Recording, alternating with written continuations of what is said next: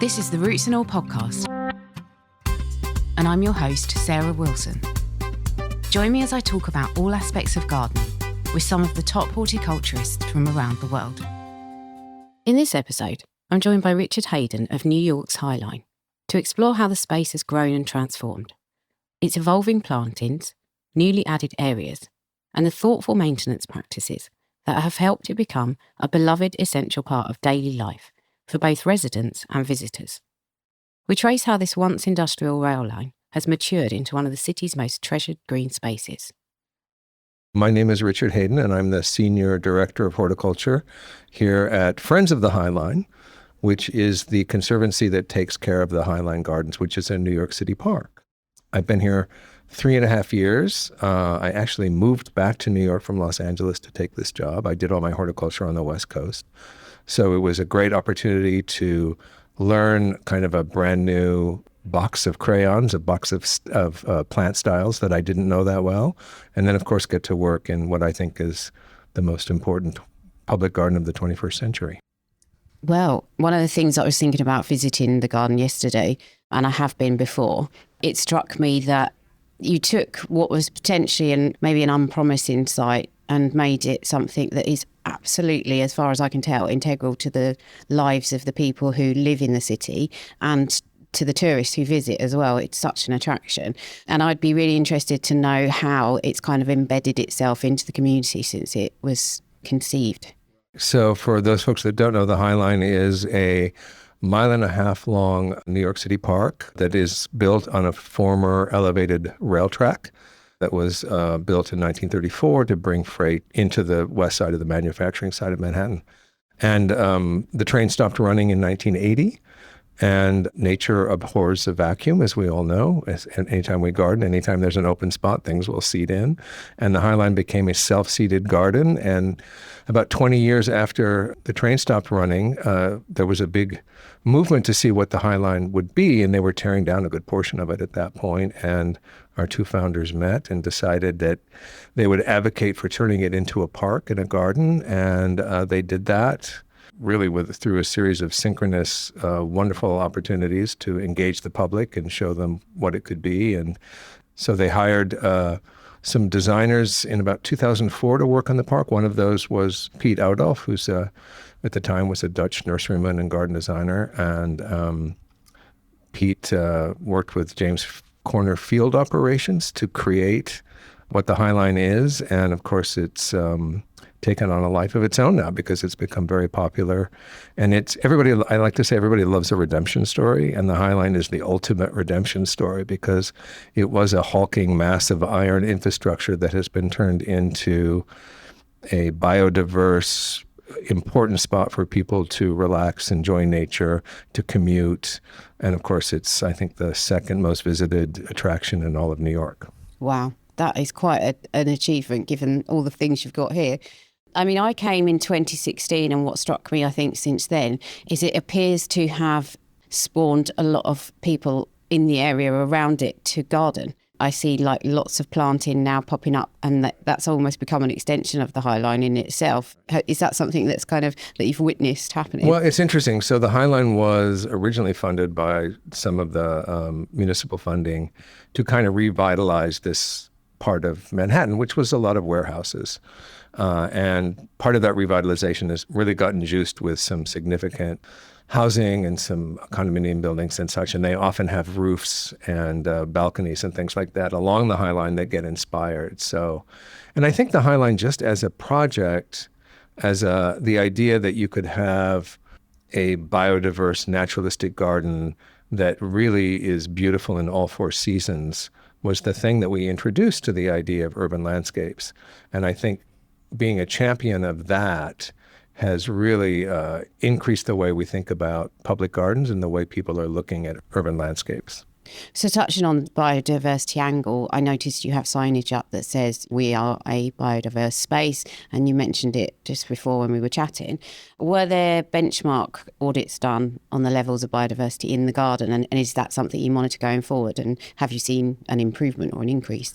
That's really a good question. So The gardens were not designed as a habitat garden, but I think one of the offsprings of naturalistic gardens and of Pete's designs is that because there are so many different kinds of flowers, we're 160 species of plants and trees that are native to New York City are part of the mix. And they weren't chosen because they're native to New York City. They were chosen because they're just great plants. So you combine that with the fact that we leave the grasses and all of the perennial seeds up all winter. We're feeding the birds in the winter. We're providing hiding places. We have nesting spots for bees, et cetera. So we did a survey in 2017, before my time, but with the American Museum of Natural History. Their entomologist, Sarah Kornbluth, came and did a survey. And they identified 33 species of bees using the highline for food and shelter and food.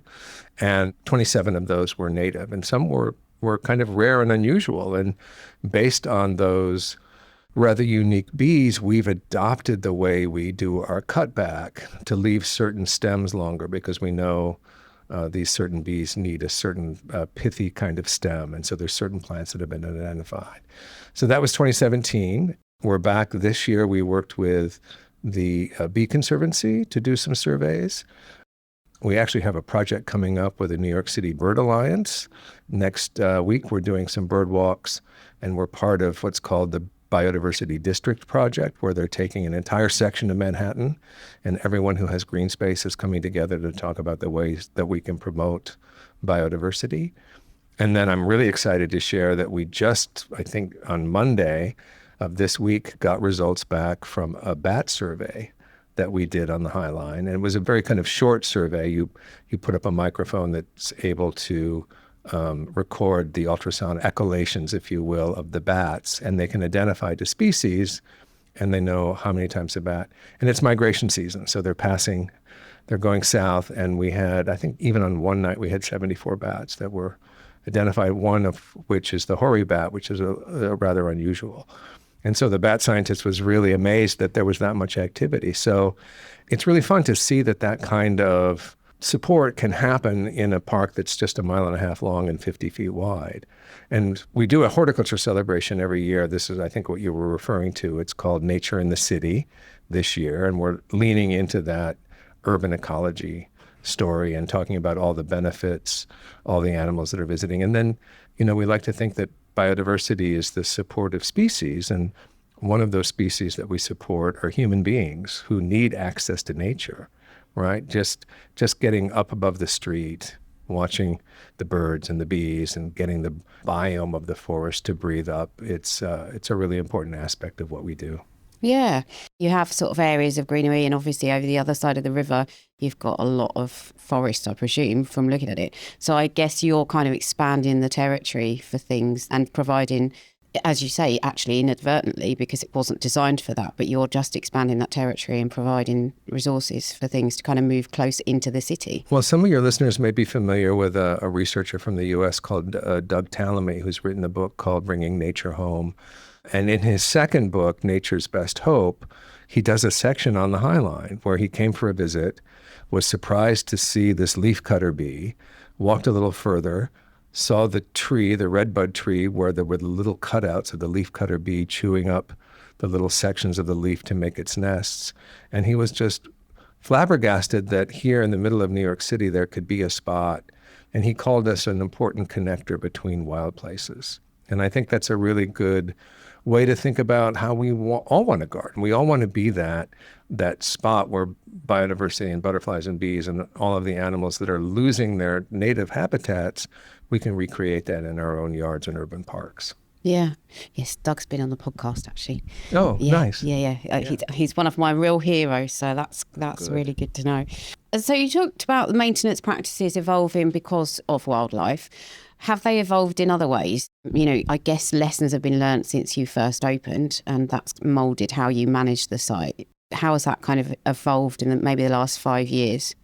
Another good question. So we were so lucky to do an article for the New York Times last year talking about kind of the techniques that we use to care for naturalistic gardens. I think so many people are embracing this style of gardening, and they're getting a year or two in, and it's a very dynamic landscape. You I like to say if you want to be a successful plant on the High Line, you have to have a certain amount of opportunistic availability. You're aggressively moving into that open spot. You've got seeds or, roots that want to take off. And that's a good way for us to kind of keep the gardens looking lush because it's, you've been out there, it's 30 feet in the air. It's 18 inches of soil primarily. When it's hot, we're a bridge, so it's hot above and hot below the soil and cold above and cold below.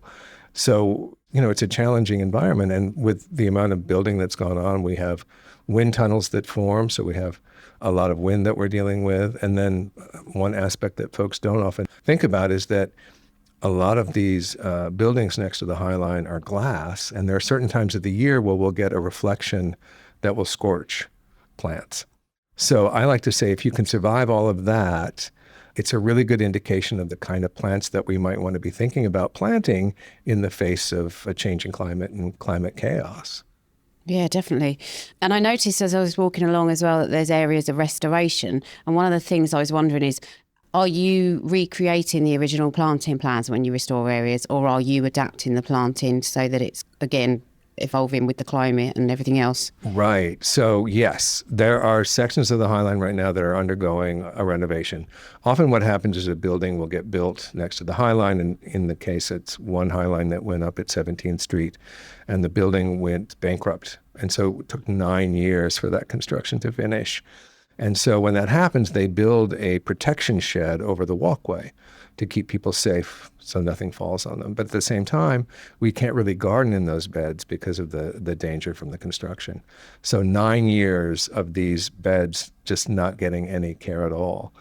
And fortunately, the construction finished, and this happened last spring, and I was very lucky to have Pete Outdolf. We have him come about every 2 years to give us some advice, and we're never going back to what he thinks is a fix-it of a set-it-and-forget-it landscape plan. He understands that because the gardens are so naturalistic that they're very dynamic.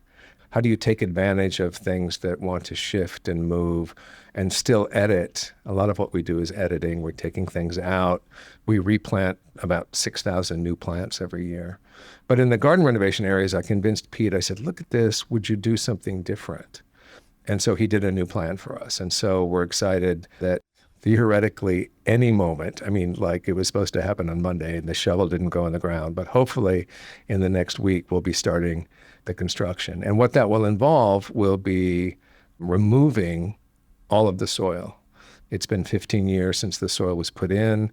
There's a tremendous amount of weed seed back there now. So we've requested that all the soil get removed.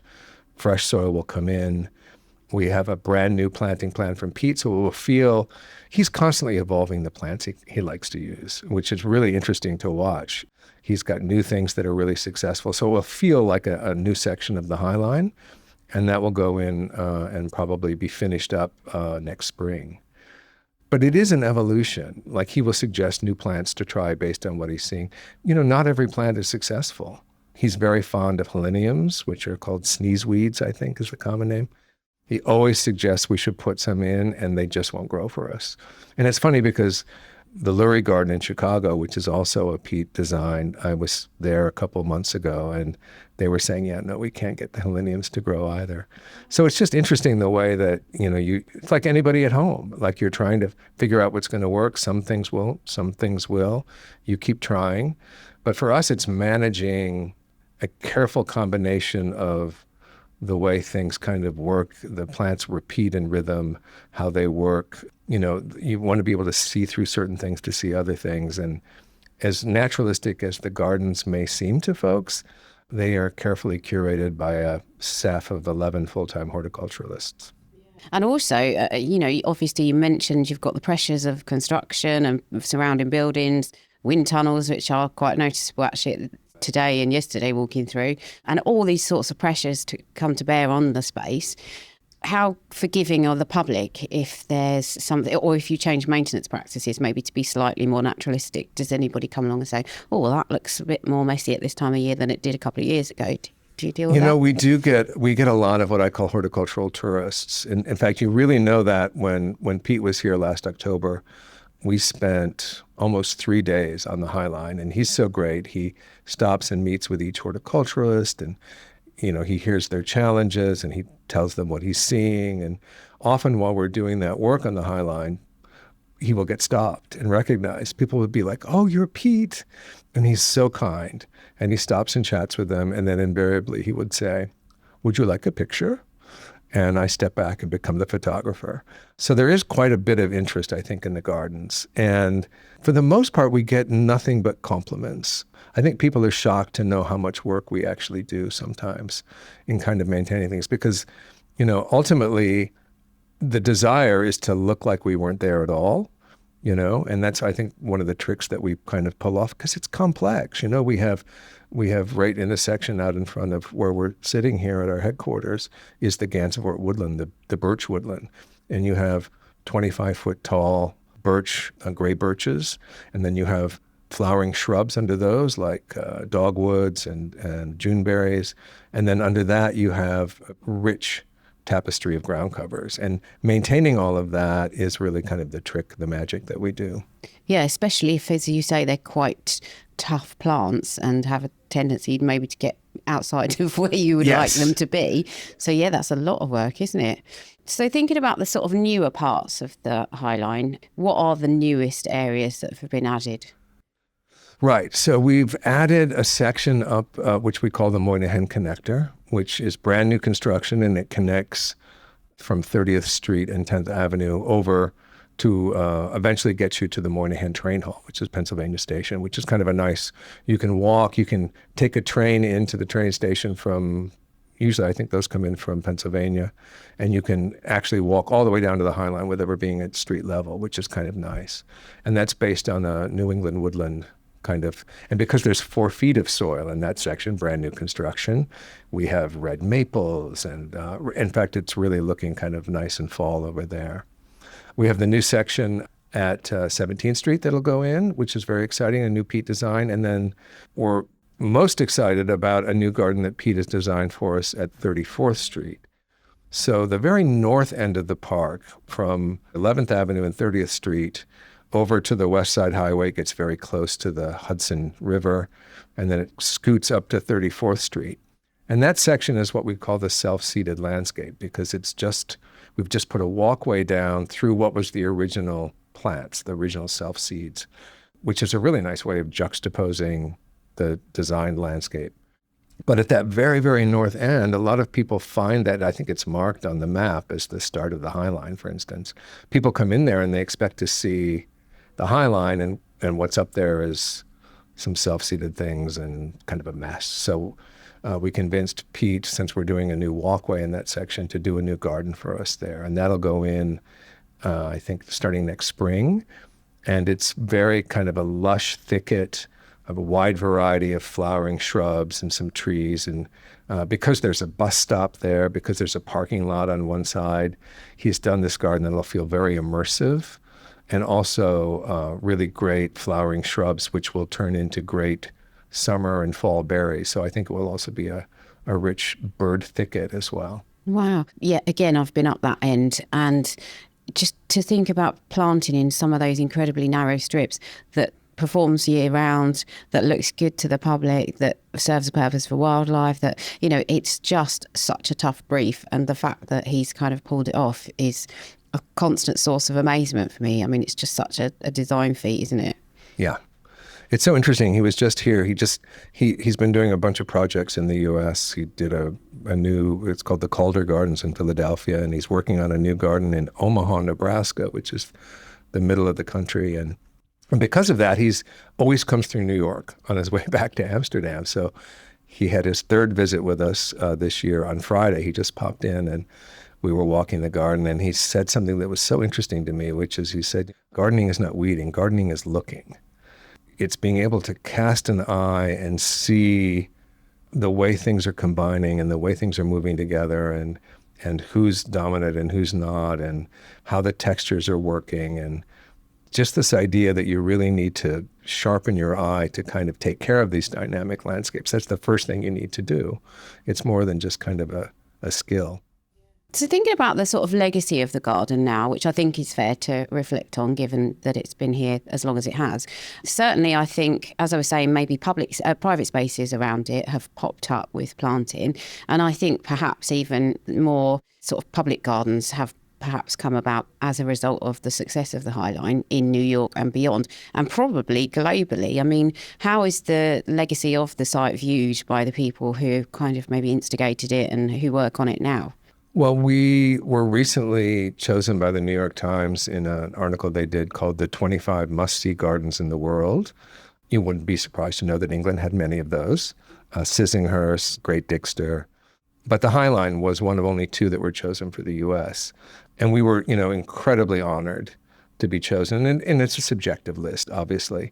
But I think it kind of speaks to kind of what the High Line has not only become, but also introduced, right? This idea of the 4-season garden, that brown is a color too, right? That, as Pete likes to say, he likes people to see the beauty in decay.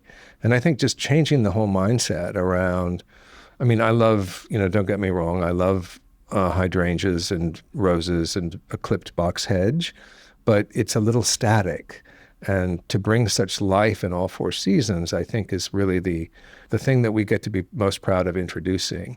And with that comes the things that Doug Tallamy is so proud of, is this idea that wildlife has a place. And all of that life kind of reflects in the way that we experience them as well. And so to see that kind of multiply, but I do think there is this idea that you can just sprinkle out some meadow seeds and you're good to go.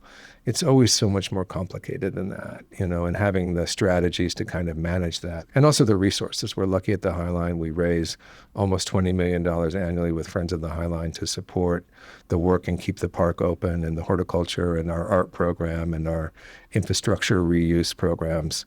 We keep, and education and all of that. It's just it's one big happy family over here. Well, actually, that was going to be my next question was, how kind of secure is the future of it? Because for everybody that we're facing financial pressures at the moment, and especially with the sort of structure, I don't know what the structure is actually of the organisation. Is it what I would refer to as a kind of charitable trust? Yes, we're a conservancy, we like to say. A 403B, I think, is the U.S. designation. And that means that the park is owned by New York City. It's a New York City park. But the use agreement was that we would not add to the park budget. So we fundraise annually the entire budget for the operations, which is just under $20 million. And we have a little bit of an endowment, but it's interesting. We're free to the public, open 365 days a year. Like, how many gardens can actually say that, right? And also this idea that we have a really robust member association that supports us, and they do it out of the hope that they can be associated with a organization that is providing free access to nature and education and a park experience. So it is a collective experience, I think. You get people excited around that mission, and you've been out walking in the park, just how interesting it is to have this linear journey through the different biological, ecological habitats of the woodlands and the wetlands and the grasslands. And it just kind of feeds your soul. Yeah, I noticed a lot of school groups actually out there as well enjoying it. So that's great. So going forward with it, just maybe taking slightly a step back, but it struck me how it is a fantastic construction. The features of it are amazing. And they still, even though I've seen it before, they still kind of, make me go, wow, this is so cleverly designed. And it must get a lot of wear and tear, and it looks like it's holding up fairly well. But is that due to all the work that's going on behind the scenes? Yes, it was an incredible design, and that was Diller Scofidio and Renfro Architects and James Cornerfield Operations that came up with the kind of the linear nature of the way that even the pathway planks are formed and rise up into benches, and the fact that they rescued all of the rails, numbered them, and then put them back in after we renovated the gardens and took care of the lead paint and things. And it's high design, like the lighting, all of the lighting in the park is primarily waist level or below, so that the emphasis is on the plants and then on the incredible skyline experience that you get at night, walking through Manhattan. And we're often compared to being a skyscraper on its side, because running underneath all of that, we have an incredibly complex irrigation system because with only 18 inches of soil, you don't have a lot of cushion. We had a drought the last 6 weeks that's really been making that irrigation even that much more important. But there are a series of pumps that have to bring the water up at 5 different locations along the park. There's cameras, there's security, there's just all sorts of infrastructure that's running, in addition to, I think at this point, 4 outdoor elevators, which are always cranky. We work really hard to make the park accessible, and so it's just amazing how much it takes from facilities. And we have a full-time department that does nothing but planning, design, and construction, looking at revamping and keeping everything up to first rate. I mean, you can tell just when you see the footfall on it how much it must undergo in terms of wear and tear. So 6.2 million people last year, and in 2019, I think it was 8.5 million. So we're happy that we're so successful. 6.5 is a great number, but it does take its toll after a bit. So my final question is, and I'm going to put you on the spot now because you don't know I'm going to ask you this, but if you had to pick one time of the year to visit, when would you pick? Honestly, right now. And I'll tell you why. It's funny, I just was telling this. We have docents who lead tours, and I was walking the park in the morning as I do and working with my team. And I ran into this docent, and she was saying, oh, let me show you a picture from the garden in its prime. And I said, right now, Barbara, is the prime. Because we're at a mix of late season flowers. I mean, here we are almost November 1st, but we still have many asters blooming. There's a few goldenrods. There's a few things still in bloom. But all of the grasses are mature, the seed heads are mature, the fall color is coming really strongly right now. Many of the perennials actually have fall color. And so you get to see the best of both worlds. You're experiencing the garden at its fullest. You're seeing, I think, a really underappreciated aspect of gardens is the movement the plants have. And we get so much of that. And Pete's done such a great job choosing plants that move so well.